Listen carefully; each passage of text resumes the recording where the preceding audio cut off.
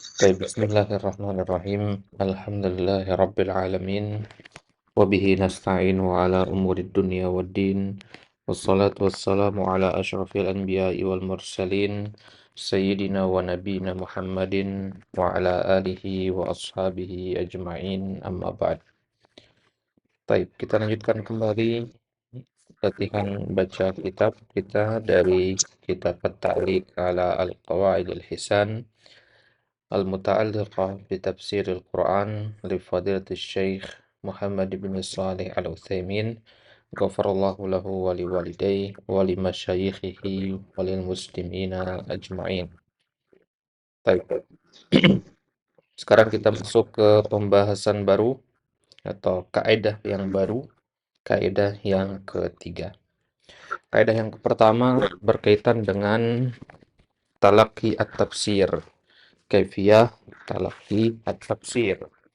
Kemudian kaidah yang kedua berkaitan dengan asbabun nuzul, yaitu al-ibrah bi umumil alfaz la bi khususi al-asbab. Nah, sekarang kaidah yang ketiga dia lebih berkaitan kepada bahasa Arab, ya, ilmu lugah, yaitu penggunaan al-alifu wal lam.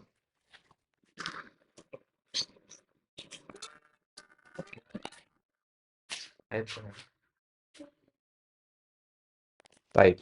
Bunyi kaidahnya adalah al-alifu wal lamu ad-dakhilatu 'ala al-awsafi wa asma'il ajnasi tufidul istighraqa bihasabi ma dakhalat 'alaih. Baik. Al-alif wal lam ad-dakhilah 'ala al-awsaf. Ya, huruf alif lam yang masuk kepada al-awsaf. Al-awsaf jamak dari kata wasaf, ya, yang masuk kepada sifat, wa asmaul ajnas, dan masuk kepada isim jins, tufidul istighraq, maka memiliki makna al-istighraq. Al-istighraq itu artinya mencakup semua bagian. Bihasabi ma dakhalat alaih, tergantung kepada apa yang masuk kepadanya. Ya, maksudnya apa yang ditempeli oleh al-alif wal lam itu. Baik. Nah, baik, apa dulu? Ya, Heru Ikra. Nah, tafadhal. Waqad nas. وقد نص على ذلك أهل الأصول وأهل العربية، واتفق على اعتبار ذلك أهل العلم والإيمان. فمثل قوله تعالى إن المسلمين والمسلمات والمؤمنين والمؤمنات إلى قوله أعد الله لهم مغفرة وأجرا عظيما، أدخل في هذه الأوصاف كل ما تناوله من معاني الإسلام والإيمان والقنوت والصدق إلى آخرها، وأن بكمال هذه الأوصاف يكمل لصاحبها ما رتب عليها من المغفرة والأجر العظيم، وينقصنها ينقص وبعدمها يفقد وينقصنها ينقص وبعدمها يفقد، وهكذا كل وصف رتب عليه خير وأجر وثواب، وكذلك ما يقابل ذلك كل وصف نهى الله عنه ورتب عليه على المتصف به عقوبة وشرا ونقصا يكون له من ذلك بحسب ما قام به من الوصف المذكور. Baik. Baik, Mas Santa. Nah, jadi pembahasan kita kali ini adalah, ya, erat kaitannya dengan logo, ya, yaitu pembahasan penggunaan alif lam, ya, ya, penggunaan alif lam. Maka di antara jenis alif lam itu ada namanya alif lam al-istighraqiyah, ya, alif lam al-istighraqiyah. Istigrokiyah sendiri artinya seluruh atau mencakup seluruh bagian.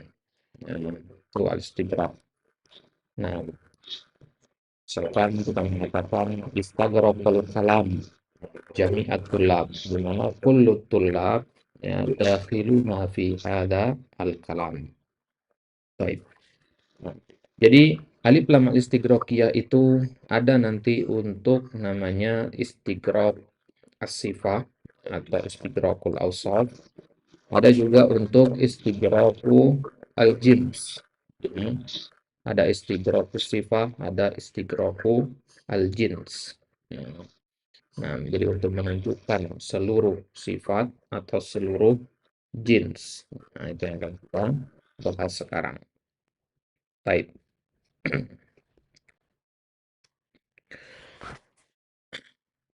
Jadi gampangnya alif lam al istighraqiyah itu cara mengetahuinya adalah antum bisa ganti dengan kata kullu. Misalkan pada ayat alhamdulillahirabbil alamin. Ya, alif lam pada kata alhamdu di situ adalah alif lam al istighraqiyah. Antum bisa ganti dengan kata kullu. Ya, dan maknanya masih nyambung. Nah, antum katakan kullu hamdin lillahi. Ya. Nah, itu alif lam al istighraqiyah. Baik. Wa qad nassa ala dzalika ahlul usuli wa ahlul arabiyah. Kalau dikatakan nassa itu artinya menetapkan. Ya, sudah disepakati berarti. Karena nas dalam istilah ya usul, ilmu usul fikih, nas itu artinya sesuatu yang sudah pasti dan disepakati. Nah, wa qad nassa ala dzalika ahlul usul. Ya, ulama usuliyin, ya, ulama-ulama usul fikih dan ulama lughah, ya, ahli bahasa sama ahli usul fikih, ya, al-usuliyun wan nahwiyun wal lughawiyun nassa. Ya, mereka sudah sepakat, ya. Mereka telah menetapkan. Ya, artinya ya mereka menuliskan di dalam kitab-kitab mereka. Ya, wattafaqo ala tibari dzalika ahlul ilmi wal iman. Bukan hanya usuliyin, bukan hanya ahlul lughah, tapi juga ahlul ilmi secara umum. Ya, ahlul ilmi maksudnya ulama secara umum. Wal iman, ya, ahlul iman maksudnya orang-orang yang beriman, ya, berarti maksudnya kaum muslimin secara umum. Baik. Jadi kaidah ini disepakati oleh kaum muslimin, oleh para ulama, oleh ahli bahasa, oleh ahli usul fikih. Nah, contohnya misalkan qaulihi ta'ala. Ya, meskipun mungkin kalau kita tanya ke orang-orang awam, ya dia tidak paham ya, apa namanya, dia tidak hafal kaidah ini. Dia tidak pernah dengar kaidah ini. Tapi kalau kita sampaikan contoh kasusnya atau penerapannya pasti mereka sepakat dengan kita. Nah, jadi kaidah ini sebenarnya ya disadari atau tidak, ya diketahui atau tidak, sebenarnya ya sudah disepakati oleh ya kaum muslimin secara umum. Famithlu qaulihi ta'ala, contohnya misalkan firman Allah Subhanahu wa taala, innal muslimina wal muslimati wal mu'minina wal mu'minat. Nah, alif lam yang inilah yang kita bicarakan. Ya, alif lam pada kata al-muslimin, ya, kemudian pada kata al-muslimat, al-mu'minin, al-mu'minat. Nah, kalau kita ganti dengan kata kullu, inna kulla muslimin. Ya, semuanya seluruh orang muslim, seluruh ya muslim laki-laki, seluruh muslim perempuan, ya seluruh orang beriman laki-laki, seluruh orang beriman yang perempuan. Nah, mencakup di dalam atau tercakup di dalam ayat ini. Nah, jadi selama antum laki-laki dan muslim atau perempuan dan muslimah maka masuk ke dalam ayat ini. Selama antum adalah mukmin laki-laki atau mukminah perempuan maka ya antum ya semua masuk ke dalam ayat ini. Ya, muslim dan mukmin berarti mau dia laki-laki ataupun perempuan. Nah, ila qaulihi. Nah, ujung ayatnya berbunyi a'addallahu lahum maghfiratan wa ajran 'azima. A'adda artinya Allah siapkan, ya. Allah persiapkan untuk mereka maghfirah, ya, ampunan, wa ajran 'azima, ya, dan pahala yang besar, pahala yang agung. Ya, jadi ada dua hal yang Allah siapkan buat dua golongan ini, ya, golongan muslim dan golongan ya mukmin. Nah, ya, jadi ini dia dua bagian itu, ya, muslimin dan muslimat, mukminin dan mukminat. Taib. Ya, mereka berdua ini, dua kubu ini, dua kelompok ini, dua sifat ini mendapatkan maghfirah dan ajar. Nah, adkhala fi hadhil awsafi ya kulla ma tanawalahu min ma'ani al-islami wal imani wal qunuti wasidqi ila akhiriha. Nah, al-muslimin di sini ya adalah al-awsaf. Ini dimaksud dengan al-istighraqiyah lil awsaf atau istighraqul awsaf. Ya, ini namanya istighraqu al-awsaf. Ya, dua contoh ini istighraqul awsaf dia. Ya, baik. Apa itu istighraqul awsaf? Ya, ya, awsaf itu dari kata wasfun. Ya, sebenarnya dia beda dengan kata sifah atau naat ya. Nah, ya, sifat atau naat itu kan istilah dalam ya ilmu nahwu ya, lebih spesifik dia. Kalau kita katakan wasaf, dia umum sekali. Ya, segala jenis kata yang kita gunakan untuk mendeskripsikan sesuatu atau seorang itu namanya wasaf. Ya, misalkan, nah katakan, Zaid itu yang mana? Oh, Zaid itu yang punya rumah besar. Kalimat yang punya rumah besar itu wasaf, meskipun tidak ada kata sifat di dalamnya. Kalau kata sifat itu kan panjang, pendek, kaya, miskin, ganteng, ya, jelek, ya, dangkal, dalam. Nah, itu kata sifat. Pada kalimat tadi tidak ada kata sifat. Ya, tapi kalimat itu bertujuan untuk mendeskripsikan dan menjelaskan kepada kita siapa Zaid. Nah, maka itu dinamakan wasaf. Nah, di sini al-muslimina kalau kita lihat dalam ilmu nahwu tidak bisa dikatakan sifat, ya. Ya, al-muslimin tidak bisa dikatakan sebagai sifat di sini. Ya, mana benda yang disifat, mana orang yang disifati tidak ada. Ya, baik. Maka ini kita namakan wasaf namanya. Ya, innal muslimina, sungguhnya ya, orang-orang yang muslim, orang-orang yang muslim. Nah, kata yang muslim, nah, itu namanya wasaf. Ya, yang mukmin, nah itu namanya wasaf. Baik. Maka pertanyaannya adalah dari ayat ini, siapa saja yang mendapatkan ampunan dan pahala? Nah, jawabannya setiap yang muslim dan setiap yang mukmin, laki-laki maupun perempuan. Nah, maka kata Syekh di sini ada khala fi hadhil awsafi. Ya, Allah memasukkan pada sifat-sifat ini atau wasaf-wasaf ini, ya, kan ada wasaf-wasaf di sini ya, muslim, muslimah, mukmin, mukminah, ini wasaf ini. Ya, Allah masukkan ke dalam ya wasaf-wasaf ini ya kulla ma tanawalahu min ma'ani al-Islam. Ya, seluruh hal yang masuk ke dalam makna Islam. Ya, setiap orang yang memiliki makna Islam pada dirinya, Islam kan artinya pasrah ya, dan Islam itu kan banyak sekali ya, apa namanya makna yang dikandungnya. Islam itu, ya Muslim itu adalah orang yang punya sifat Islam di dalam dirinya. Ya, Islam itu artinya ya pasrah, artinya tunduk, ya. Islam itu artinya selamat, Islam itu artinya macam-macam, ya. Seluruh makna Islam itu masuk ke dalam kata al-muslimin dan al-muslimat. Begitu juga al-iman. Ya. Seluruh makna yang dikandung oleh kata al-iman masuk ke dalam ayat al-mu'minin wal mu'minat. Al-iman artinya membenarkan.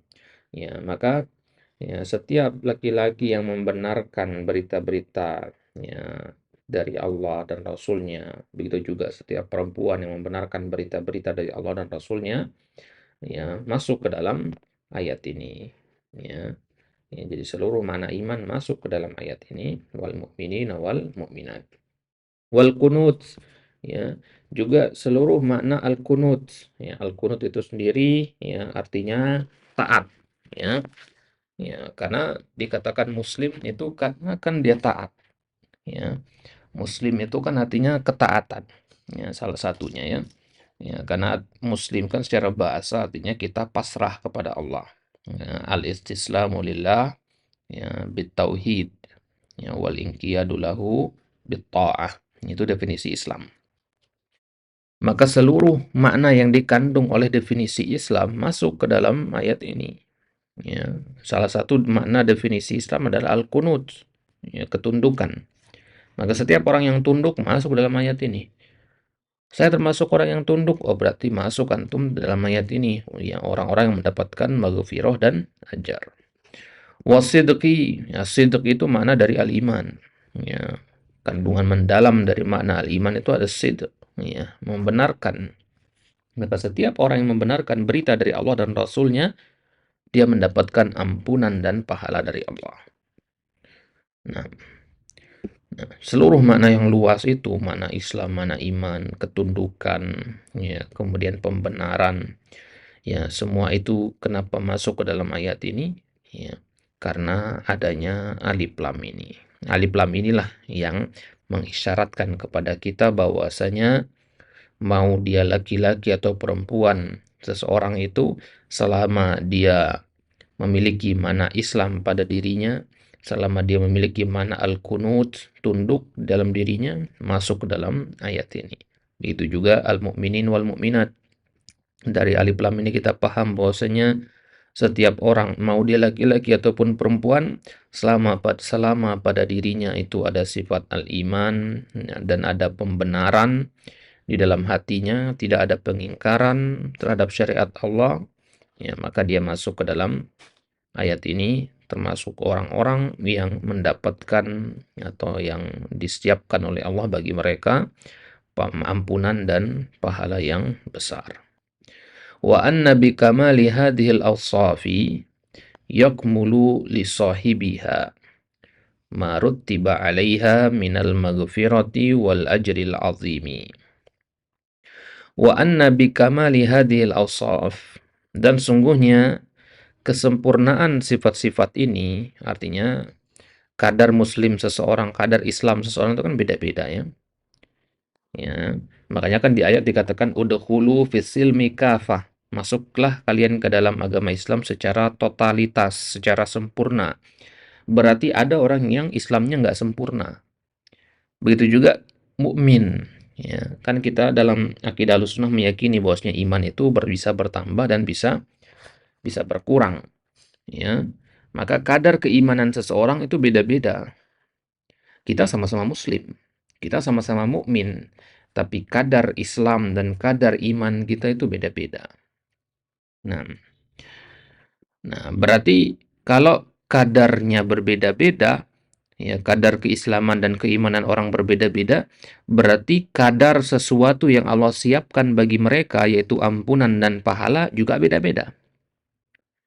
Ya, nggak adil dong kalau orang yang Islamnya sempurna dapat pahala yang banyak sebagaimana orang yang Islamnya setengah-setengah. Ya, nggak adil kan jadinya. Ya, jadi ya ini maknanya di sini. Jadi semakin sempurna sifat keislaman antum, sifat keimanan antum, maka semakin sempurna pula maghfirah dan pahala yang antum dapatkan. Baik. Ya, itu mana dari kalimat wa anna bi kamali hadhil awsaf yakmulu li sahibiha. Ya, bahwasanya dengan sempurnanya sifat-sifat tadi, ya, sifat Islam, iman, al-qunut, as-sidq dan yang lainnya. Ya, maka dengan sempurnanya sifat-sifat itu pada diri seseorang, yakmulu li sahibiha ma rutiba alaih.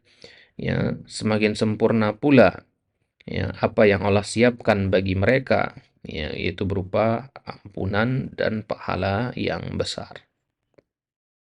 Ya. Jadi kalau mau dapat banyak ampunan, ya sempurnakan Islam, sempurnakan iman gitu. Nah, ya, jadi kalau kadar keislaman seseorang 90%, ya maka 90% pula maghfirah yang dia peroleh, ya. Baik. Nah, berarti bisa kita simpulkan di sini bahwasanya ya bisa jadi kaidah nih untuk pahami baik-baik antum atau bisa antum tulis di situ bahwasanya ya ampunan pahala yang Allah berikan kepada seseorang berbanding lurus dengan kadar keislaman dan keimanannya. Mana ulang, pahala yang Allah berikan kepada seseorang berbanding lurus dengan kadar keislaman dan keimanannya. Baik, ya. Jadi kalau didapat pahala besar berarti kadar Islam dan imannya juga besar gitu. Itulah kenapa pahalanya para sahabat lebih banyak daripada kita. Meskipun misalkan ya katakanlah kita bisa menandingi banyaknya sholat mereka. Mereka sholat semalam suntuk, kita sholat semalam suntuk. Tetap kita nggak bisa menandingi pahala mereka. Kenapa begitu? Karena kadar ibadah hati mereka lebih besar. Ya. Sifat pasrah dan sifat iman mereka kepada Allah itu lebih dibandingkan kita gitu. Ya. Ya, jadi jumlah rakaat sholat kita sama, tapi ya, mereka kadar kepasrahannya kepada Allah itu lebih besar gitu. Kalau kita ya, sholatnya ya ketika sholat ya sholat ya, tapi tidak sepenuh itu kita pasrah sama Allah. Masih kadang ada penolakan sama takdir-takdir Allah. Masih kadang suka mengeluh kalau Allah menurunkan ujian gitu. Nah, itu menunjukkan bahwasanya kadar Islam kita itu masih ya kurang. Maka kadar pahala yang Allah berikan kepada kita juga ya sebanyak itu pula gitu. Ini bedanya kita dengan para sahabat. Nah, dalam kitab ya A'malul Qulub ya, amalan tentang amalan-amalan hati, disebutkan bahwasanya ya yang pertama kali harus kita perbaiki itu adalah amalan hati. Ya, karena itu tidak ada yang mampu merubahnya selain si pemilik hati itu sendiri, tentunya dengan hidayah dari Allah. Nah, maka memperhatikan masalah batin, masalah hati, masalah yang tidak tampak, ya, itu lebih penting daripada perhatikan zahir. Nah, bukan berarti tidak penting ya. Kita katakan lebih penting, dua-duanya penting. Ya. Nah, maka jangan hanya sibuk memperbaiki ya bagusnya ruku dan sujud kita dalam sholat. Ya, ruku itu punggungnya harus lurus. Ya, sujud itu tidak boleh menempel antara siku dengan lutut dan sebagainya. Ya. Jangan fokus hanya sampai situ saja. Itu penting. Karena Nabi mengatakan solu kama ra'aitumuni usolli. Ya, tapi yang lebih penting dari itu adalah memperhatikan ibadah hati ketika sholat itu, yaitu kekhusyuan. Gitu. Jadi percuma gerakannya bagus tapi nggak khusyuk begitu. Nah, dan ada korelasi antara gerakan yang sesuai dengan ajaran Nabi dengan kekhusyuan itu. Nah, wa binuqsaniha yanqusu. Ya, itu juga sebaliknya. Berkurang kadar keislaman seseorang ya berkurang juga ya ampunan dan pahalanya. Wa bi'adamiha yafqudu. Ya, begitu juga ya kalau tidak ada sama sekali. Ya, maka ayat ini bisa jadi dalil juga bahwasanya tidak boleh kita memintakan ampunan bagi orang kafir. Ya. Karena Allah tidak sediakan maghfirah buat orang kafir. Orang dia tidak punya sifat Islam pada dirinya. Ya. Dia tidak punya sifat Islam, tidak punya sifat iman pada dirinya. Ya. Nah, di ayat ini tadi dikatakan yang disediakan bagi mereka pahala dan ampunan hanya bagi yang punya sifat Islam dan sifat ya, iman saja. Kalau tidak Islam, tidak iman, ya tidak ada gunanya kita doakan dia. Orang dia nggak berhak mendapatkan itu. Gitu. Nah, ya ibaratnya ya orang nggak ikut ujian sekolah, tapi berharap lulus. Ya, gimana? Ya, berharap naik kelas, ya, tapi nggak pernah ikut ujian, nggak pernah hadir ke kelas, misalkan. Tidak taat dengan peraturan sekolah. Gitu. Baik. Wa hakadha kullu wasfin rutiba alaihi ya, khairun wa ajrun wa thawab. Ya, begitu juga setiap sifat ya, yang apa namanya? Yang konsekuensi dari sifat itu adalah kebaikan, ya, pahala, ya, ganjaran, ya. Wa kadzalika ma yuqabilu dzalik. Ya, begitu juga lawannya. Ya, kullu wasfin nahallahu anhu. Ini kan sifat yang terpuji. Ya, berarti kalau ada kata-kata ya, sifat yang menggunakan alif lam, maka ya kalau kata sifat itu adalah sifat yang dilarang oleh Allah, berarti ya Allah siapkan bagi dia lawan dari maghfirah, ya, yaitu siksaan, ya lawan dari pahala, ya yaitu keburukan, nah, atau azab. Taib. Kullu wasfin nahallahu anhu. Setiap sifat yang Allah larang. Warattaba alaihi wa alal muttasifi bihi uqubatan wa syarran wa naqsan. Ya, dan Allah tetapkan atas orang yang seperti itu ya uqubah. Al-muttasif bihi maksudnya pelakunya ya. Misalkan antum bisa tulis contohnya di situ as-sariqu was-sariqatu itu. Ya. Al-Maidah ayat 38 itu. As-sariqu was-sariqatu, ya pencuri, ya laki-laki maupun perempuan. Nah, kalau sudah ditambahkan alif lam di situ as-sariqatu ada alif lamnya di situ, ya berarti ya kalau tadi kita katakan orang yang muslim itu dapat ampunan, berarti orang yang tidak muslim tidak dapat ampunan. Nah, orang yang mencuri ketika dia sedang mencuri, ya itu berkurang kadar Islamnya. Maka berkurang pula kadar maghfirahnya. Ya, kalau berkurang kadar maghfirahnya, apa yang didapatkan? Uqubah, hukuman karena telah melanggar ya nilai-nilai keislaman. Wa syarron, ya, dia mendapatkan keburukan. Wa naqson, ya, menunjukkan akan kekurangan imannya, kekurangan Islamnya. Yakunu lahu min dzalika bihasabi ma qaba bihi minal wasfil madhkur. Nah, maka dia mendapatkan dari hal itu sesuai dengan maqama bihi, ya, apa yang telah dia lakukan dari sifat yang disebutkan di dalam ayat tersebut. Ini konteksnya sifat-sifat yang buruk ya. Jadi ya semakin banyak sifat buruk itu dilakukan oleh seseorang, maka semakin besar pula ya azab yang Allah siapkan bagi orang tersebut. Nah, jadi ya, berbanding tadi kan kita mengatakan kaidahnya bahwasanya pahala seseorang itu berbanding lurus dengan kadar keislamannya. Maka sebaliknya juga begitu. Ya, azab seseorang ya berbanding lurus dengan kadar pembangkangannya kepada Allah. Gitu. Nah, kalau antum melihat nih nanti ya pada apa namanya kitab-kitab fikih antum lihat ada sebuah perbuatan hukumannya sangat besar. Oh, berarti itu kadar pembangkangannya kepada Allah itu besar gitu. Ya, kan berbanding lurus ya. Ya, kalau perbuatannya fatal ya, ya hukumannya juga fatal gitu. Mungkin antum bertanya-tanya, kenapa zina itu kok sampai dihukum rajam? Ya, hukumannya sebesar dan semengerikan itu gitu, menghilangkan nyawa dengan dirajam. Ya. Karena kan zina kan sesaat terjadinya. Tapi hukumannya sebesar itu. Nah, jadi bukan hanya dilihat dari besarnya perbuatan itu, tapi dari besarnya nilai pembangkangannya terhadap Allah. Berarti kalau orang melakukan perbuatan zina, ya itu menunjukkan bahwasanya dia benar sangat membangkang kepada Allah. Besar nilai pembangkangannya gitu.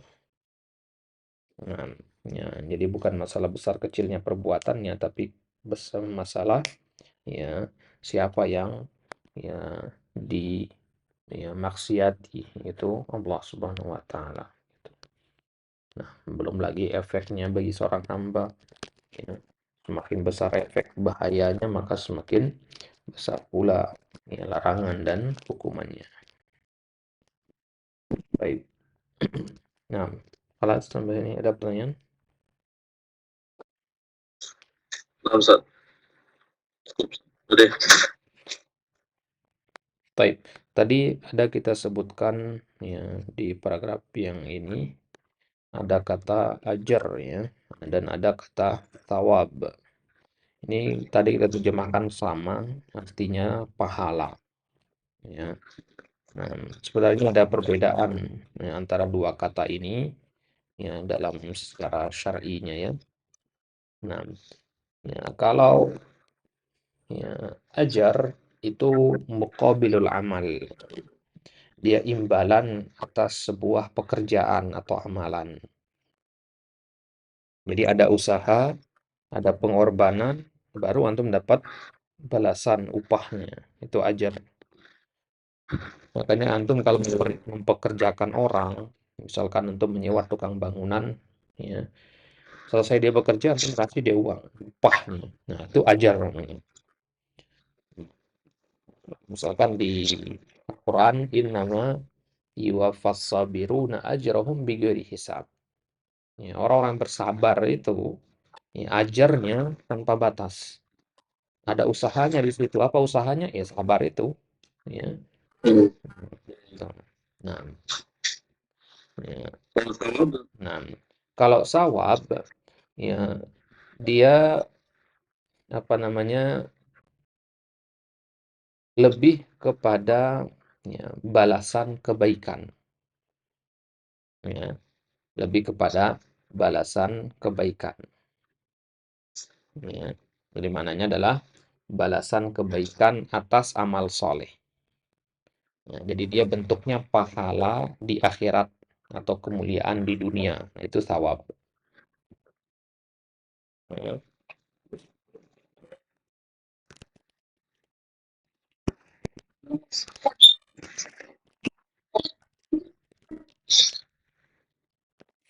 Baik. Nah, jadi ya sawab itu secara bahasa dia dari akar kata saba yasubu, artinya kembali. Ya, artinya apa? Balasan yang kembali kepada pelakunya. Gitu. Maka dalam konteks kebaikan berarti balasan baik yang kembali kepada seorang hamba dari Allah. Nah, maka thawab itu bisa kita artikan dengan balasan kebaikan dari Allah atas amal soleh seseorang. Bisa berbentuk pahala di akhirat nanti ataupun kemuliaan di dunia. Jadi balasan kebaikan kembali kepada seorang ya, kepada seorang hamba dari Allah. dari Allah. Nah, balasan kebaikan ya atas amal soleh ya kepada yang kembali kepada seorang hamba dari Allah. Nah, jadi thawab itu sumbernya dari fadlullah, dari karunia Allah. Bukan semata-mata karena kewajiban, enggak. Ngerti enggak maksudnya? Ya. Misalkan nih, ya, antum ya, sholat, ada amal soleh yang antum lakukan di situ. Ya. Allah kasih antum pahala sesuai dengan jumlah sholat antum atau sesuai dengan tingkat kekhusyuan sholat antum. Ini ajar namanya. Tapi kalau sawab, ya, sawab itu ya pemberian tambahan dari itu. Ya, gimana membahasakannya? Ya, nggak mesti kita melakukan sesuatu. Nggak mesti melakukan sesuatu. Ya, dia biasanya lebih dari yang seharusnya didapatkan. Antum mempekerjakan tukang bikin rumah, ya. Antum sepakat dengan dia di awal, ya gajinya 5 juta misalkan, ya, ya 5 juta. Namun karena antum melihat, masya Allah kerjanya benar-benar dengan hati dia bekerja, ya, hal-hal yang seharusnya bukan pekerjaannya dia kerjakan, ya, seharusnya itu bukan job desk-nya dia, tapi malah dilakukan, ya, kerjanya serius, ya, tidak datang terlambat, ya, adabnya baik. Nah, antum terkesan dengan hal itu, sehingga ketika ya, memberikan gaji, ya, antum kasih dia gaji 6 juta, misalkan. Nah, yang 5 juta itu ajar. Karena memang itu sebanding dengan pekerjaannya. Nah, sebanding dengan perjanjian di awal. Nah, yang 1 juta itulah thawab. Gitu. Berarti thawab lebih tinggi ya Lebih Ustaz, tinggi. dibanding ajar. Dan konteksnya dia di akhirat biasanya. Kalau ajar itu kebanyakannya ditunaikan di dunia gitu. Nah, berarti antum bisa pahami di ayat tadi ya. Orang yang muslim dan orang yang mukmin itu Allah siapkan ya, ajar di dunia berarti dominannya. Ya, karena ajar tadi konteksnya balasan atas atau upah atas ya, amalannya, ya, atas perbuatannya gitu. Bukan berarti orang muslim dan mukmin nggak dapat balasan di akhirat, tapi menurut ayat ini, ya, kalau kita hanya melihat kepada ayat ini saja, kan ada ayat-ayat yang lain juga ya. Kalau kita melihat ke ayat ini saja, orang muslim dan orang mukmin itu ya dapat banyak upah dari Allah di dunia. Nah, ya, jadi sawab itu ya surga, ridho Allah, ampunan dari Allah di akhirat nanti. Nah, itu sawab itu. Nah, ya, makanya di Al-Quran dikatakan wasawabullahi khairun liman amana wa amila sholihah. Ya, sawab dari Allah itu lebih baik bagi orang yang beriman dan beramal soleh. Nah, itu dia. Bagi orang yang beriman dan beramal soleh. Ya, sawab dari Allah. Artinya ada balasan terbaik dari Allah nanti. Antum berimannya 100%, ya, ya atau antum berimannya 50%. Ya, kalau kita katakan sawab, maka lebih dari itu dapatnya nanti, gitu. Nah, maka sawab ini yang membedakan pahala apa namanya jumlah pahala seseorang ya, ketika beribadah itu. Ya, ada dua orang sholat, ya, rukun dan syaratnya ya sama. Ya, dia berdiri di satu saf yang sama. Ya, sama-sama bagus sholatnya, sama-sama khusyuk gitu. Tapi karena orang yang kedua ini sholatnya didasari oleh rasa takut kepada Allah, ya sholatnya didasari oleh ilmu, ya dia tahu ilmunya, ya maka dia dapat pahala lebih banyak daripada ya orang yang ya sholatnya bagus yang tadi yang satu lagi gitu. Nah, nah makanya dikatakan ya apa namanya ada tuh ya ahlil yaqadzah ibadat. Ya, rutinitas hariannya orang yang punya ilmu itu bisa bernilai ibadah, dapat sawab gitu, dapat pahala. Ya. Jadi dia tidur, makan itu bisa dapat pahala karena dia punya ilmu tentang masalah pentingnya menjaga niat. Ya, dia tidur diniatkan agar bisa taat kepada Allah. Dia makan ya diniatkan agar menguatkan badan untuk melakukan ketaatan kepada Allah. Gitu. Nah,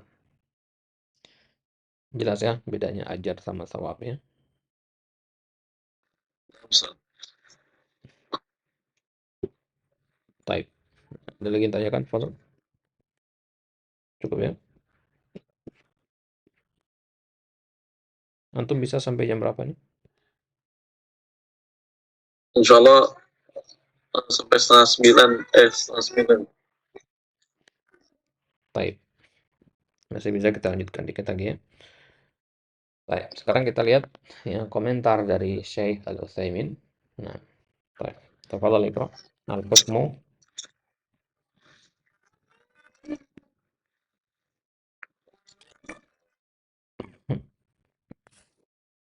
Lanjut Ustaz. Nah, tafadhal Iqra. التعليق الحكم إذا علق على وصف زداد ازدداد ازدداد Isdada.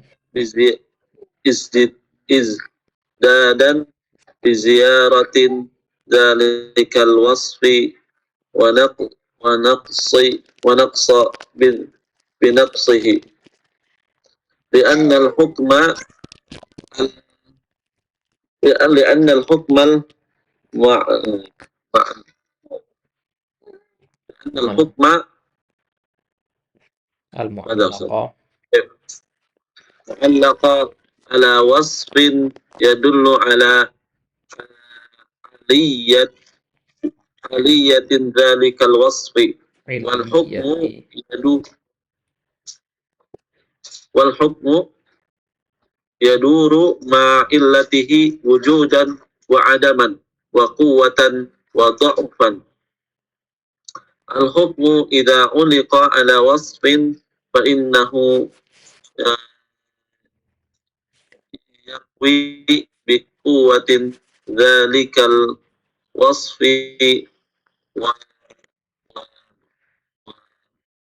fi wa dha'fi bi dha'fihi fa idza qalat innal mu'minina azim lahu ajrun azim fa kullama qawiyal imani wa qawiyal ajri Ajru. wa kullama qawiyal ajra wa kullama dha'ufal ajra Baik. Nah, kadzalika baik yakfi. Baik, ini kurang lebih sama ya, dengan mana yang disampaikan oleh ya, Syekh di atas. Al-hukmu idza ulliqa ala wasfin. Ya, ini bisa sebenarnya jadi kaidah ini ya. Ini untuk bisa kasih tanda di kitabnya. Al-hukmu idza ulliqa ala wasfin. Sebuah hukum jika dikaitkan dengan sebuah sifat, artinya kalau kamu punya sifat ini, maka hukumnya begini. Nah, itu namanya dikaitkan dengan sifat. Ya, kalau kamu beriman, maka kamu dapat surga. Nah, itu namanya ya hukum dikaitkan dengan sifat. Izdada, ya, maka hukum tersebut bertambah biziyadati dzalikal wasfi, dengan bertambahnya sifat tersebut. Ya, wa naqasa binaqsihi, ya, sebaliknya dia akan berkurang sesuai dengan kadar ya, kadar berkurangnya sifat tersebut. Nah, berarti kita punya dua hal di sini. Ada hukum dan ada sifat. Ya, kalau hukum dikaitkan dengan sifat, maka konsekuensinya adalah bertambahnya sifat ini akan menyebabkan bertambahnya hukum. Berkurangnya sifat ini akan menyebabkan berkurangnya hukum. Gitu. Ya, ya. Baik. Nah, jadi apa namanya? Ada hubungan sejajar di sini antara sifat dan hukum. Jika sifat yang menjadi alasan hukum itu ada bertambah, maka hukumnya pun bertambah. Nah, sebaliknya, jika sifatnya berkurang, maka hukumnya juga menjadi berkurang. Nah, misalkan analoginya ya, kalau orang itu ya apa namanya ngantuk, maka dia dilarang mengemudi. Ya, semakin besar rasa ngantuknya, semakin besar larangan dia untuk mengemudi, untuk naik motor, untuk menyetir, gitu. Jadi kalau ya semakin sedikit kadar ngantuk seseorang, ya semakin tidak apa-apa dia menyetir. Ya, tapi semakin bertambah rasa ngantuknya, semakin tidak boleh dia menyetir. Kenapa? Ya karena ya hukum menyetir ya bagi orang yang memiliki sifat ngantuk pada dirinya atau dia sedang merasa ngantuk, ya itu berpengaruh kepada keselamatannya nanti misalkan begitu. Baik, maka kalau ya ngantuknya hilang, larangan mengemudinya pun juga hilang gitu. Nah, maka kalau kita mengatakan ya seseorang dilarang menyetir mobil kalau dia mengantuk. Ya, kita katakan begitu. Kemudian ada orang mengatakan, "Oh, ya, oh berarti kamu melarang orang naik mobil. Berarti kamu melarang orang menyetir." Enggak begitu, ya. Bukan orangnya yang menjadi patokannya di sini, sifatnya yang kita larang gitu. Harus dipahami ya. Kita tidak sedang mengoreksi orangnya, sifat pada orang itu yang kita sedang fokuskan di situ. Ketika kita mengatakan, "Akhi, antum nggak boleh menyetir." Ya, jangan dipahami ke pribadi langsung, oh orang ini benci sama saya, ya, mengatur-ngatur saya atau apalah ya pemikiran-pemikiran yang negatif gitu. Ya, ya jangan langsung fokus ke situ. Ya, jangan langsung fokusnya malah kepada ya diri pribadi. Ya, coba lihat apa sebabnya dia melarang itu. Oh, misalkan, wah kayaknya antum ngantuk, akhi, nggak usah menyetir. Oh, berarti sifat yang ada pada diri anak itu yang sedang dia koreksi, yang sedang dia fokuskan pembahasannya, gitu. Nah, jadi jangan marah kalau dilarang nyetir. Ya, nah, berarti ya sifat itu yang menjadi titiknya. Ya, sama seperti ketika kita ya marah dengan orang melakukan kemungkaran, ya, ya bukan kita marah kepada pribadi orang itu, ya saya tidak benci sama antum, gitu. Yang membuat saya marah itu adalah karena antum melanggar ya apa yang telah Allah tetapkan, ya, dan sebagai seorang muslim, seorang mukmin yang cinta kepada Allah, tentu saya merasa ya tersinggung, terus saya merasa marah kalau ya hukum ya dari zat yang saya sembah, dari zat yang saya cintai itu kamu langgar, gitu. Nah, baik. Li'anna al-hukma al-mu'allaqa ala wasfin. Ya, karena hukum yang dikaitkan dengan sebuah sifat ya dulu ala illiyati dzalikal wasfi, maka itu bukan menunjukkan illiyah, ya. Illiyah dari kata illah, ya. Ya, artinya sebab. Nah, ya, maka ya, hukum jika dikaitkan dengan sebuah sifat berarti menunjukkan bahwasanya sifat tersebut punya yang namanya illiyah, punya illah dia. Oh, ini illah dari ini, gitu. Kayak tadi kita mengatakan, jangan mengemudi kalau lagi ngantuk. Nah, berarti ngantuk ini punya illiyah, ya, punya illah. Apa itu illah? Ya, sebab. Ya, sebab yang memudaratkan dia. Ya, konteksnya negatif. Oke. Baik. Wal hukmu yaduru ma'a illatihi wujudan wa adaman. Pernah antum dengar kaidahnya? Al hukmu yaduru ma'a illatihi wujudan wa adaman. Ini salah satu kaidah yang masyhur dalam usul fikih, ya.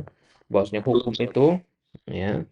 hukum itu berputar bersama ilahnya, wujudan wa adaman. Ada atau tidak adanya, kuat atau lemahnya. Apa maksudnya? Hukum, ya, kan kita punya hukum, kita punya ilah. Ilah itu artinya sebab, ya. Ya, ya, ada hukum, ada ilah. Ya. Hukum itu berputar bersama ilahnya. Artinya ya, ada hukum, ada ilahnya. Atau ada ilah, ada hukum. Tidak ada ilah, tidak ada hukum. Gitu, ya. Ya. Al hukmu yaduru ma'a illatihi. Ya, hukum itu berputar bersama ilahnya, ya, bersama alasannya, bersama sebabnya. Entah itu dari sisi ada atau tidak adanya, kuat atau lemahnya. Kayak orang tadi, ya. Kalau antum ngantuk, nggak boleh nyetir. Ya, hukumnya apa? Hukumnya nggak boleh nyetir. Ilahnya apa? Ngantuk. Ya, berarti kalau ilah ini hilang, maka hilang pula hukum larangan menyetir itu. Ya, antum boleh nyetir kalau ilahnya hilang, yaitu ngantuk, gitu. Nah, ya, maka ya ketika Nabi mengatakan kullu muskirin haram, ya setiap memabukkan itu haram, ya maka ilahnya di situ berarti adalah al-iskar, memabukkan. Ya, maka hukumnya juga ya berputar bersama dengan ilah itu. Ya, kalau ilahnya hilang, yaitu sifat memabukkannya hilang, ya berarti hukumnya boleh diminum, gitu. Nah, ya, air putih. Ya, ada orang misalkan minum air putih mabuk, berarti bagi dia air putih itu nggak boleh. Gitu. Gimana air putih? Ya, ini sekedar contoh, ya, tentunya ya tidak ada yang seperti itu, ya. Kalaupun ada itu sangat-sangat keluar dari kondisi normal. Baik. Al-hukmu idza ulliqa ala wasfin. Ya, hukum jika dikaitkan dengan sebuah sifat, ini pengulangan aja sebenarnya dari kalimat yang awal tadi. Sebuah hukum jika dikaitkan dengan sebuah sifat fa innahu yaqwa bi quwwati dzalikal wasfi. maka dia akan menjadi kuat dengan kuatnya sifat tersebut. Dan sebaliknya, wa yad'ufu bidhafihi, dia menjadi lemah dengan lemahnya sifat tersebut. Ya, kayak tadi kita katakan ya barometer, ya, tolok ukur seberapa besar pahala yang orang dapatkan tergantung kepada ya seberapa besar keimanan seseorang. Ya, semakin kuat imannya, ya semakin besar pahalanya. Ya, melemah imannya, ya melemah pula pahalanya, begitu. Ya. Nah, maka kalau ingin dapat pahala banyak, ya berarti perhatikan masalah iman, ya kualitas imannya. Fa idza qulta innal mu'mina lahu ajrun azimun. Ya, kalau antum katakan bahwasanya orang yang beriman itu dapat pahala besar, besar, kecil, itu kan ditentukan oleh ya kadar keimanan kita. Fa kullama qawiyal imanu qawiyal ajru. Maka ya setiap kali iman itu menguat, ya pahalanya pun menguat. Ya, wa kullama dha'ufal ajru. Ya, begitu juga sebaliknya, semakin iman itu melemah, maka semakin ya melemah pula pahala dan balasannya, gitu. Nah, ketika antum mempekerjakan dua orang tukang bangunan, ya job desk-nya sama, ya, tapi yang satu kerjanya sepenuh hati, yang satu juga kerja, tapi ya nggak sepenuh hati kerjanya, kelihatan malas kerja, meskipun pekerjaannya selesai. Ya, maka kesan antum kepada dua orang itu berbeda pastinya. Ya, upah yang antum berikan pun bisa jadi lebih, ya berbeda. Ya, meskipun sama-sama selesai pekerjaannya. Begitulah ibaratnya kalau kita sholat. Ya, kita sama-sama selesai sholat zuhur. Ya, di satu saf yang sama. Tapi pahala yang kita dapatkan bisa berbeda-beda. Ya, itulah kenapa Nabi mengatakan ada orang pergi ke masjid, pulang bawa pahala 1/10. Ada yang pulang bawa pahala 1/20. Ya. Ada yang pulang bawa pahala setengah, ada yang pulang bawa pahala 1/3, 1/4, gitu. Nah, kok bisa beda-beda? Kan ruku dan sujudnya sama. Nah, berarti ada satu poin yang membedakan itu ibadah hati. Ya. Lurusnya punggung ketika ruku sama. Ya. Bagusnya wudhu sebelum sholat juga sama, tapi kok bisa pahala yang didapatkan beda? Ya. Itu semua bergantung kepada kadar Islam seseorang, kadar iman seseorang, kadar khusyuk seseorang. Ya, amalan hati intinya. Ya. Nah, itulah kenapa ya sebelum sholat itu kita dilarang untuk ya berangkat dari rumah dengan ngebut ke masjid, ya terburu-buru ke masjid, ya. Kemudian kenapa kita disunahkan pakai pakaian yang bagus, kemudian pakai minyak wangi, itu semua adalah untuk menciptakan suasana yang bisa memperbagus hati kita, agar bagus moodnya gitu. Kan ada orang-orang yang begini ya, dia ya bisa fokus kerja karena ruangan kerjanya bersih. Kalau ruangan kerjanya ada tumpukan pakaian, ada sampah di mana-mana, nggak bisa dia fokus kerja. Ya, padahal nggak ngaruh pekerjaan sebenarnya, tetap dia bisa bekerja, tetap dia bisa melakukan pekerjaannya meskipun ada sampah. Tapi hatinya terganggu dengan hal itu, gitu. Ya, nah, itulah kenapa sebelum sholat agar bisa khusyuk, agar suasana hati itu bisa bagus ketika sholat, ya butuh adanya persiapan-persiapan. Jangan ngebut ke masjid, karena kalau kita lari-lari ke masjid pasti ya buyar itu konsentrasi, susah untuk bisa khusyuk gitu. Ya, makanya kalau sudah waktunya makan siang, makanan sudah tersedia, ya boleh makan dulu sebelum ke masjid. Ya, dengan syarat makanan sudah disediakan, ya, bukan untuk menghindari ya sholat berjamaah. Nah, kenapa? Karena nanti kalau memaksa sholat dalam keadaan perut kosong belum makan siang, ya, dan makanan sudah dihidangkan, antum sudah lihat makanan di meja makan, ya, itu akan hilangkan kekhusyukan nanti ketika sholat. Nah, jadi sunnah-sunnah seperti itu, ajaran-ajaran Nabi itu tujuannya adalah agar ya kita bisa menciptakan suasana yang ya mendukung untuk menguatnya ya amalan hati kita kepada Allah. Karena kita manusia, gampang terpengaruhi oleh lingkungan sekitar. Suasana hati kita gampang berubah sesuai dengan perubahan lingkungan sekitar kita. Ya, maka penting memperhatikan persiapan-persiapan seperti itu ya, agar ya, bisa khusyuk ketika sholat. Nah, ya, wallahu a'lam. Baik, lanjutkan. Wa kadzalika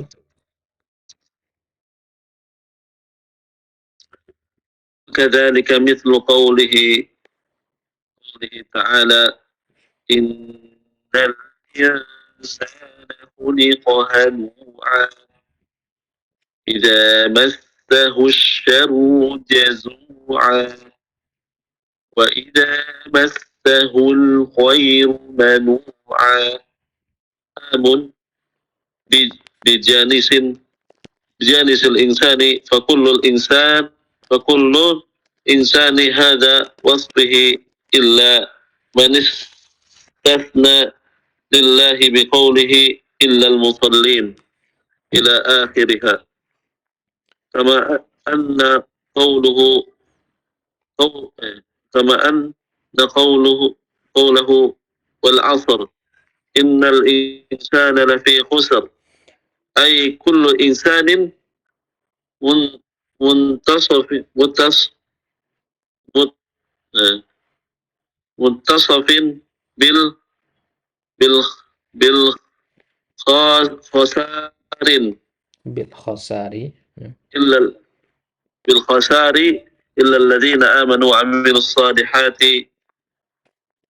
وأمثال ذلك كثير Wa amsalu dzalika. وأمثال وأمثال ذلك كثير Baik.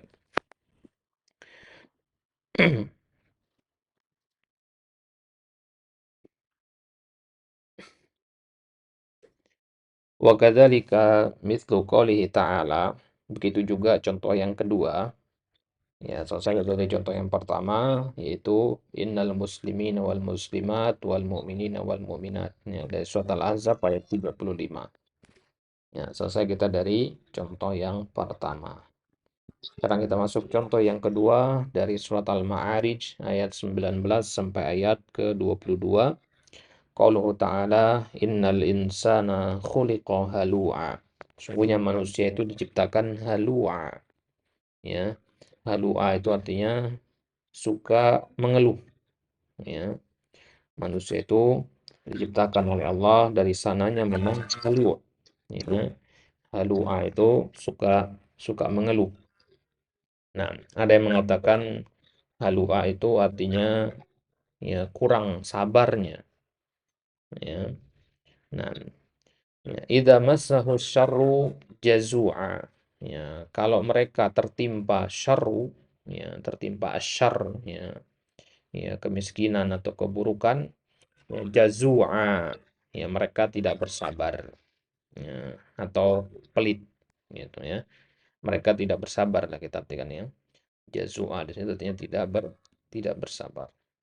Wa idza massahul khairu manu'a. Ya, tapi kalau mereka ya tertimpa kebaikan, ya dapat harta, ya manu'a, ya manu'a artinya dari kata mana'a, ya tidak mau berinfak, pelit, gitu ya. Ya, jadi karakter dasar manusia itu begini. Ya, karakter dasar manusia itu suka mengeluh, ya kemudian ya kalau mendapatkan ya kesulitan mereka tidak bersabar, ya, ya kalau dapat kebaikan mereka tidak mau berinfak, gitu. Baik.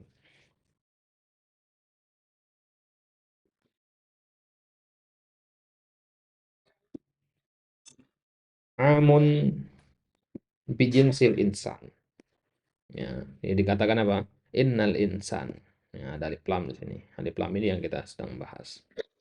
Alif lam arti raqiyah ini. Innal insan, sungguhnya manusia, berarti seluruh yang punya sifat insaniyah pada dirinya, ya, maka dia masuk ke dalam ayat ini. dari Nabi Adam sampai manusia terakhir masuk, ya. Ya, berarti seluruhnya itu diciptakan suka mengeluh. Nah, bagaimana dengan Nabi kita misalkan? Apakah Nabi suka mengeluh? Nah, kita lihat sekarang. Amun bijinsil insan. Kalau kita membaca ayat ini sampai sini saja, maka ini umum mencakup seluruh manusia, seluruh jenis manusia. Fakullu insanin hada wasfuhu. Seluruh manusia berarti inilah sifatnya. Ya, akan tapi di lanjutan ayatnya illal musallin. Di sini istathnallah. Ya, Allah memberikan pengecualian. Ya, kecuali orang-orang yang musallin, ya, orang-orang yang sholat. Ya, ya, berarti tidak semua, ya, tidak semua jinsul insan itu termasuk orang-orang yang merugi atau tidak semuanya termasuk apa namanya eh, di awal ayat tadi diciptakan dalam keadaan suka berkeluh kesah. Berarti orang kalau suka sholat, menegakkan sholat, berarti dia tidak termasuk orang-orang yang ya bakhil, tidak termasuk orang-orang yang ya tidak sabar, tidak termasuk orang-orang yang suka mengeluh gitu. Nah, ya, kalau dibaca di lanjutan ayatnya, ya alladzina illal musallin alladzina hum ala salatihim daimun, ya kan? Walladzina fi amwalihim haqqum ma'lum lis-sa'il wal mahrum walladzina yusaddiquna biyaumiddin walladzina hum min adzabi rabbihim musyfiqun. Ya, ya dan seterusnya itu kan walladzina ke bawah itu ya. Ya.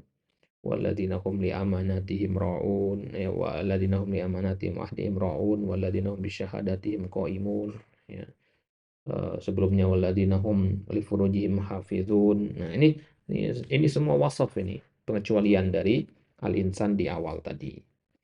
Nah, jadi di awal tadi kita mengatakan innal insana khuliqa halu'a. Ya, kecuali orang-orang yang sholat. Ini yang pertama. Kecuali orang-orang yang sholat. Artinya orang-orang yang ya sholat di sini ya penafsiran dari Al-Imam Al-Baghawi di Ma'alimut Tanzil yang dimaksud dengan orang-orang yang sholat itu adalah orang-orang yang menegakkan sholat di waktu-waktunya ya orang yang menegakkan sholat di waktu-waktunya maksudnya sholat-sholat wajib ya ya alladzina hum ala sholatihim daimun. Nah, dia senantiasa menegakkan sholat di waktu itu. Nah, ya kemudian ada ya dalam riwayat itu bertanya ya ada seorang sahabat bertanya ya kepada Ibnu Abbas alladzina hum ala salatihim daimun itu apakah orang yang terus-terusan sholat ya enggak putus-putus sholatnya ya putusnya hanya untuk istirahat dan makan minum saja ya habis itu sholat terus apakah hanya orang-orang yang seperti ini yang dimaksud dalam ayat ini ya, maka Ibnu Abbas mengatakan la enggak begitu walakinnahu idza sholala lam yaltafit an yaminihi wala an shimalihi. Nah, itu orang yang ketika sholat itu khusyuk, enggak noleh sana sini. Ya, itu maksudnya ala sholatihim daimun itu. Nah, nah berarti di sini ada mustasna, ada pengecualiannya. Ya, tidak mencakup seluruh jinsul insan. Nah, kama anna qawlahu wal 'asr innal insana lafi khusr. Ai kullu insanin muttasifun ya muttasafun bil khasari. Ya, seluruh manusia disifati dengan kerugian di sini. Illal ladzina amanu wa amilus solihat wa amsalu dzalika katsirun dan contohnya yang lain semisal dengan ini banyak. Nah, jadi kita lihat di sini juga ada alif lamnya. Tadi kita katakan kalau dari sisi lugah untuk mengetahui alif lam istighraqiyah lil jins itu ya atau istighraqiyah lil wasaf ya ganti saja dengan kata kullu ya. Innal insana berarti inna kulla insanin. Ya, inna kulla insanin khuliqa halu'a. Nah, ya. Baik. Jelas sampai sini ya? Nah, Ustaz. Baik. Nah, jadi kalau untuk di Arab nanti ya kalau di Arab sebenarnya nggak perlu disebutkan jadi alif lam ini ya. Ya, tapi kalau mau disebutkan juga boleh. Ya, antum katakan innal insana, al insana ismu inna mansubun wa alamatun nasbi al fathah wal alif wal lam bimakna kullu gitu. Ya, bimakna kullu insanin lafi khusr. Ya, lam itu lam muzallaqah namanya. Ya, lam muzallaqah itu pada khabar, ya, khabar inna dia. Nah, baik. Baik. Ya, plus. Nah, Ustaz. Baik, kemudian faedah sedikit ya untuk kata al-insan tadi, karena ini dua kali berulang di contoh yang kedua dan contoh yang ketiga. Al-insan itu apa sih sebenarnya definisinya?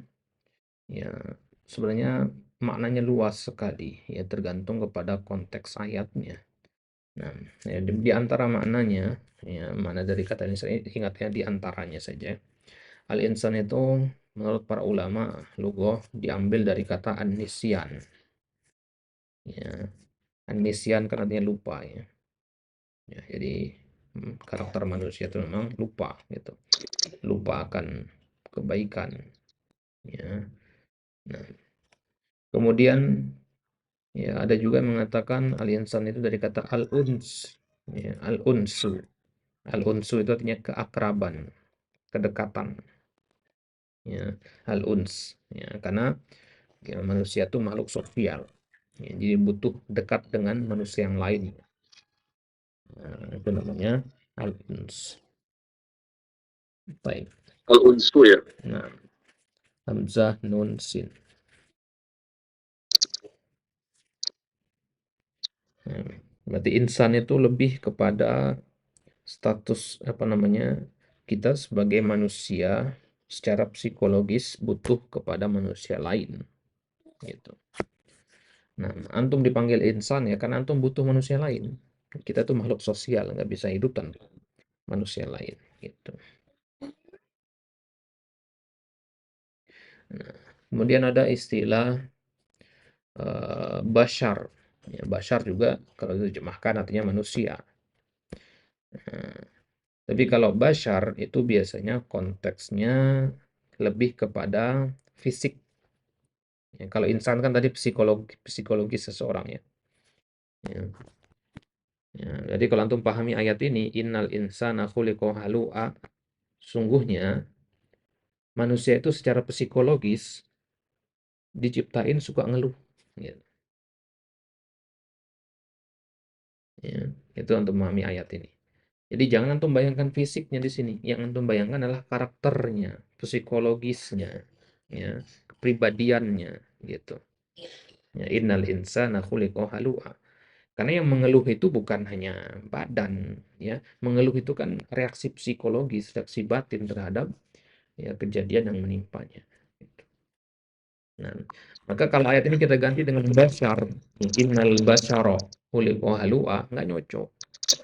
Karena bashar itu lebih kepada fisik gitu, yang ditonjolkan sifat fisiknya gitu. Misalkan ketika orang kafir menolak ya risalah Nabi SAW, ya, mereka mengatakan apa? Qalu ma hadza illa bashar. Ya, ma hadza illa bashar. Muhammad itu manusia kayak kita, punya fisik kayak kita maksudnya. Ya, ngapain kita ikutin dia? Kata-kata orang kafir itu. Nah, ya, jadi beda antara al-insan dengan al-bashar. Kalau al-insan itu manusia dilihat dari sisi kepribadian, dari sisi psikologisnya. Ya, sedangkan al-bashar itu manusia dilihat dari sisi ya tubuh dan ya biologisnya, ya anatominya. Gitu. Nah, itu dia. Baik, baik. Kalau lagi tanya kan, bro? Jadi faedah yang bisa Anda ambil itu, orang itu melakukan amal soleh tergantung dari usaha dia yang mereka lakukan gitu. Nah, besarnya amal soleh mereka, Nah, bisa besarnya aja, pahala. Hmm. bisa aja orang tuh sholat 5 waktu, waktunya sama, sholatnya sama, masuk ke masjidnya sama, keluarnya sama, bisa aja pada akhirnya alasan mereka berbeda-beda ya. Sahih. Ya, yang membedakan adalah amalan hatinya. Amalan hati, betul. Itulah kenapa hadis pertama yang harus dipelajari itu apa? Innamal a'malu binniyat. Niat itu kan amalan hati.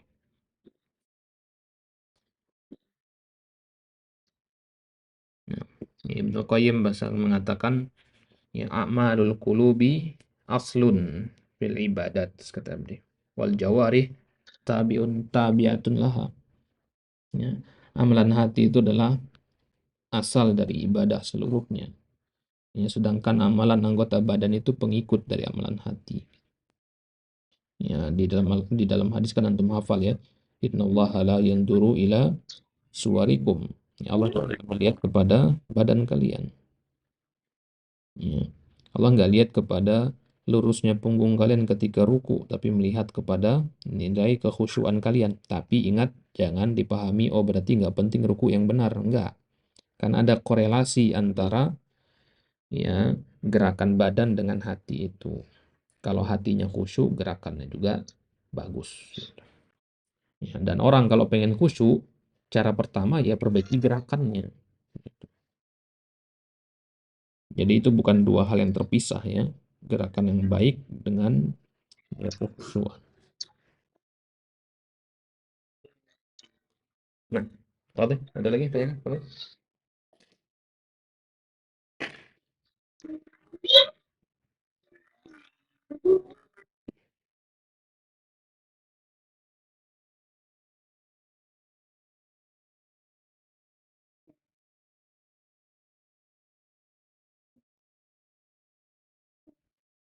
Baik. Nah, nanti di pembahasan selanjutnya kita akan kaitkan kaidah ini dengan ya bagaimana memahami Asmaul Husna. Ya. Kenapa Asmaul Husna itu ada alif lamnya? Ar-Rahman, Ar-Rahim, Al-Malik, Al-Quddus, As-Salam. Ya. Kenapa kok alif lam ada pada kata-kata atau nama-nama Allah tersebut? Apa kaitannya? Bagaimana menggandeng pemahaman makna kaidah tadi dengan ya penggunaannya pada lafaz al-asma al-husna, terutama lafaz Allah ya yang ada alif lamnya di situ. Baik, insyaallah taala akan kita bahas di pertemuan selanjutnya ya. Nah, lumayan panjang pembahasannya berkaitan dengan apa namanya? Dengan alif lam ini, kaidah yang ketiga ini.